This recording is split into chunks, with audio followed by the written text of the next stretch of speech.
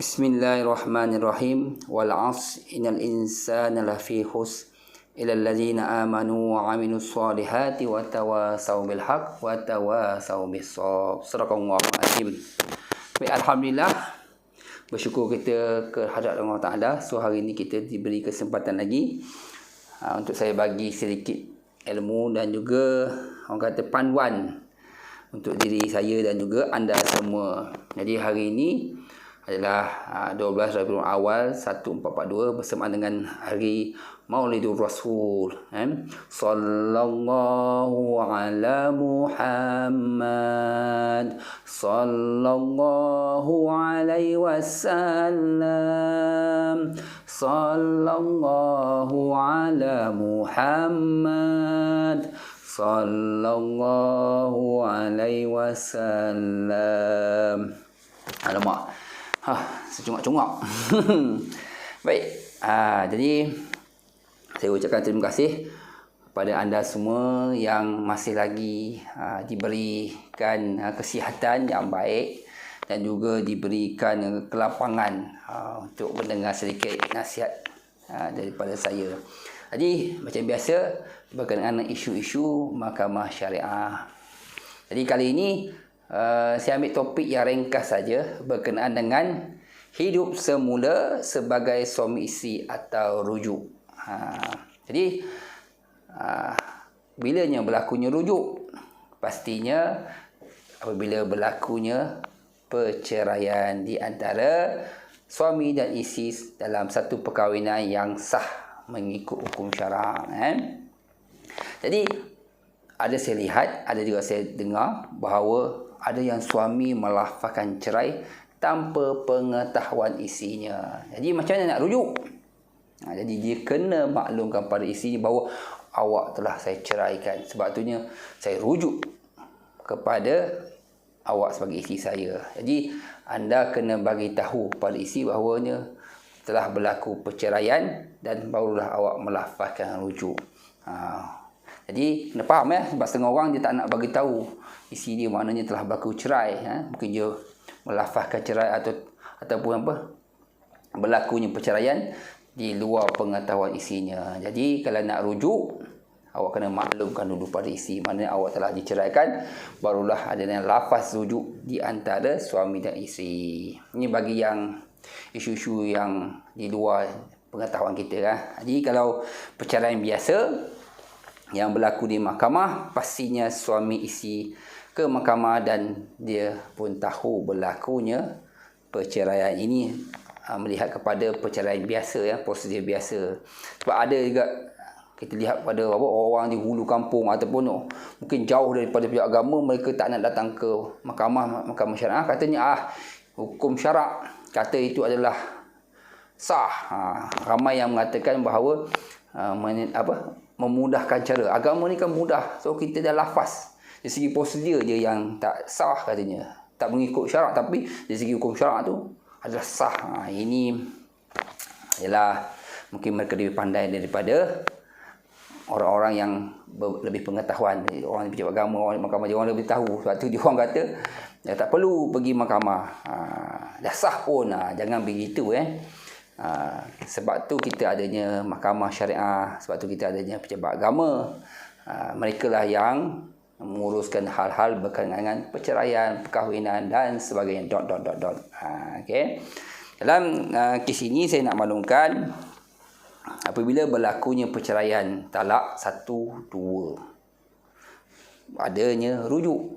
Kalau dah talak 3 tak ada rujuk. Jadi kita ambil kes yang ada masa untuk rujuk, iaitu talak pertama, raj'i, talak 1 dan talak 2, yang mana selepas tu suami masih lagi boleh rujuk pada isterinya dalam tempoh iddah. Ingat, rujuk dalam tempoh iddah 3 kali suci. Yang dapat tahu sebenarnya sucinya isteri kita adalah diri isteri kita sendiri. Kita mana tahu berapa kali suci. Jadi kalau kamu kata apa, kalau kita nak rujuk, pastikan tanya isteri kita, awak dah suci kali ke berapa.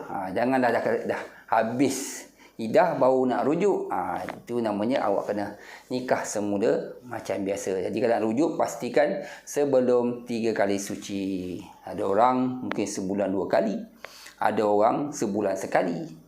Jadi kena bagi tahu isi dan nyatakan pada isi, awak ni sekarang ni suci tak, dan idah berapa kali suci. Tanya dia dulu. Pastikan supaya janganlah kita rujuk selepas habis idah 3 kali suci. 3 kali suci.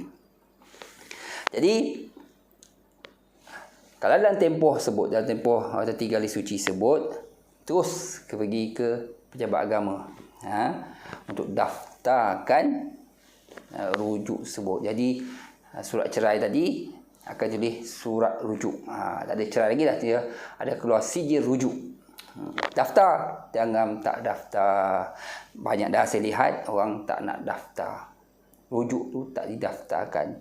Nanti menyesal, ataupun satu hari nanti 5 tahun, 10 tahun akan datang, mulalah kita akan bangkitkan perkara ini. Masa tu dah tak ingat. Masa tu dah tak tahu. Tarikh tak ingat, tempat tak ingat, lafaz pun tak ingat. Jangan menyusahkan diri anda sendiri. Dan katanya malu nak pergi pejabat agama. Kenapa? Banyak kenalan, orang kenal kita. Dah sip menjadi bubur, awak yang lafazkan cerai. Kenalah pergi daftarkan.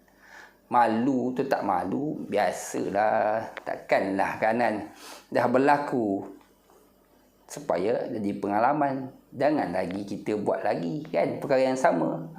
Itu namanya panduan hidup kita, supaya kita juga bagi nasihat pada orang lain. Okey. Kalau tak laporkan rujuk sebut, apa mahkamah ataupun pihak agama boleh buat tindakan? Ada seksyen sini ada tindakan, ada diberikan kena denda dan penjara kan.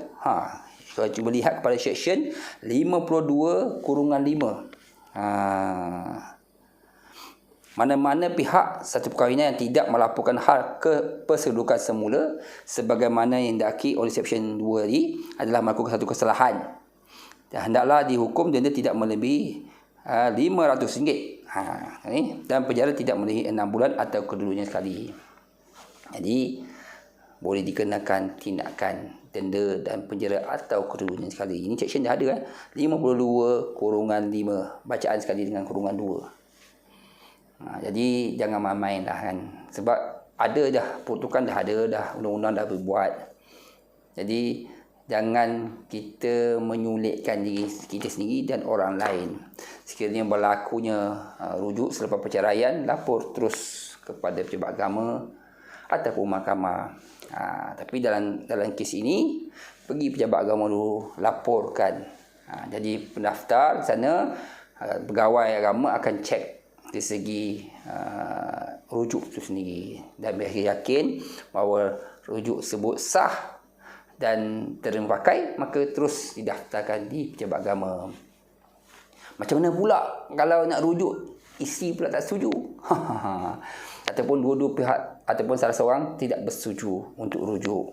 Jadi lafaz rujuk ni adalah daripada suami. Suami yang lafazkan, aku rujuk awak balik sebagai isteri saya. Setuju tidak? Ada yang isi senyap je, ada yang setuju, ada yang tak setuju. Jadi laporkan juga di pejabat agama tentang lafaz rujuk tersebut. Jadi banyak juga saya lihat berkaitan dengan lafaz rujuk ni, ada yang lafaz rujuk secara kiasan, ada yang lafaz rujuk secara orang kata direct, senang dipaham. Kan senang saya rujuk awak pada seorang isteri, kan senang percakapan. Kenapa nak kias-kias lagi kan? Kembalilah kepada saya. Berkias-kias